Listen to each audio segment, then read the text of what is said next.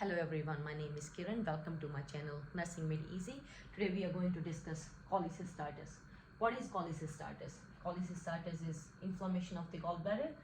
And what are the potential causes of cholecystitis?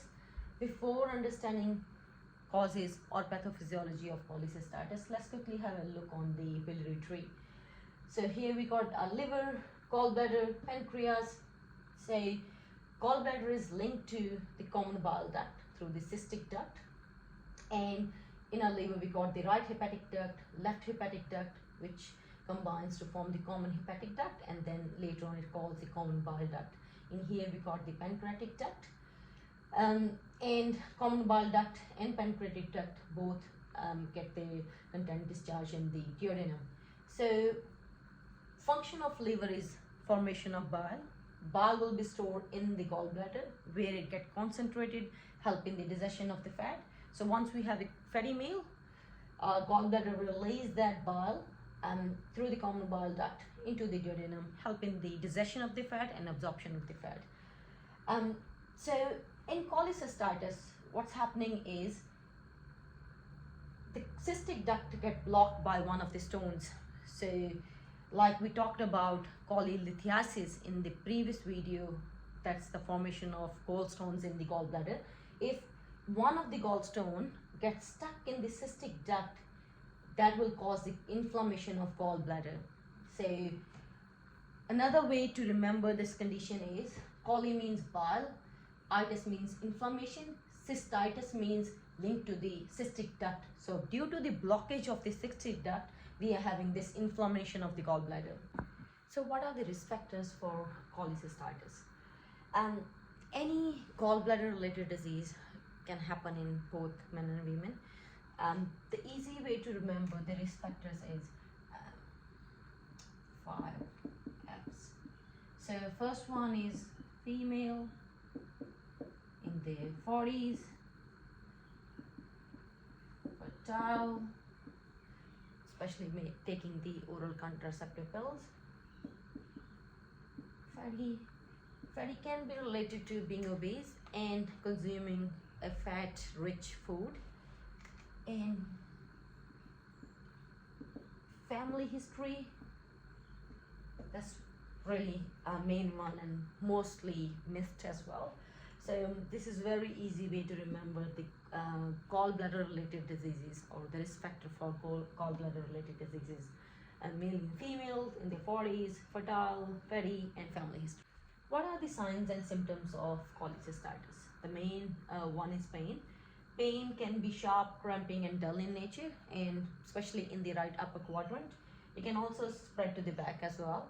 That pain will be worst after having a fatty meal, because with the fatty meal we are trying to activate the gallbladder to produce more bile, but gallbladder is already inflamed, got the blockage, hence we're gonna just cause more pain to the patient.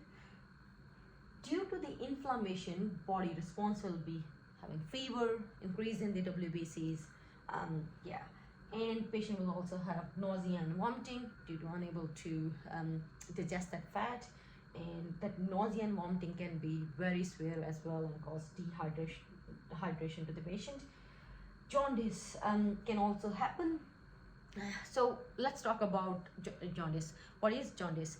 So jaundice is the yellowish coloration of the skin and sclera. So normally with the hemolysis we have bilirubin as a byproduct. So bile help in the transport of bilirubin and get rid of the bilirubin from our body. So if the gallbladder is not functioning properly, it means we are not transporting that bilirubin out from the body, so hence we'll have the high buildup of bilirubin in our body, and hence patient will have jaundice. So bilirubin is a substance which also gives color to our feces and urine. So if we are not excreting the bilirubin like we should, so due to that the feces is gonna have clay color instead of the normal color.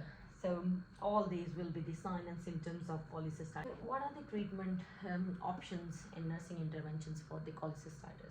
So first one is ERCP, endoscopic retrograde cholangiopancreography. So that's the procedure diagnostic and for the treatment as well, to look at where is the gallstone, where it's stuck, and then to help to remove that stone as well. And nursing intervention for ERCP will be make sure that patient is fasting, well hydrated, and hydration also comes with, because of the nausea and vomiting, patient can get very dehydrated. So we need to make sure that patient got the IV fluids.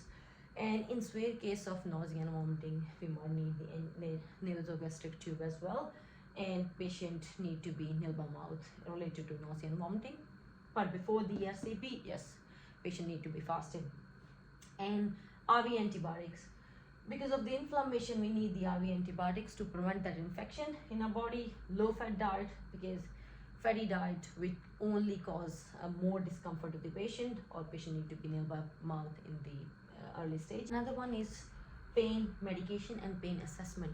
Proper pain assessment is really essential to check where exactly is the pain, is it going anywhere, how bad is the pain, so that we can provide the medication to the patient. And after providing the medication, it's really essential that we also check the pain post medication to see if it's actually working or not. And then the last one is cholecystectomy, so removal of the gallbladder. So if we don't have the gallbladder, there will be no issues related to the gallbladder. So cholecystectomy is another the best one to treat the cholecystitis. Thank you.